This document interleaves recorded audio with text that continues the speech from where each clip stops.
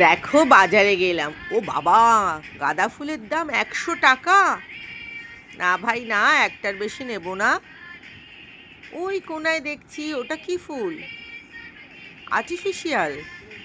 কত দাম ভাই? 50 টাকা? এই তুমি 50 নিলে অন্য দোকানে কিন্তু 40। আর্টিফিশিয়াল ফুলই দাও আমায়।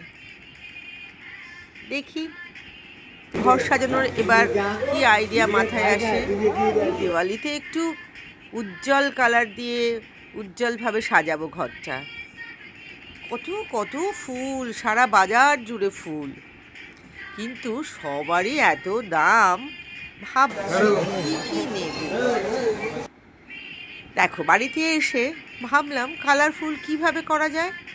আমার অনেক দোপাট্টা আছে, ভাবছি এবছর দোপাট্টাকে ইউজ করি। এখন ঘরটার এই অবস্থা, মানে এই রকম ভাবে রয়েছে, পাল্টাই।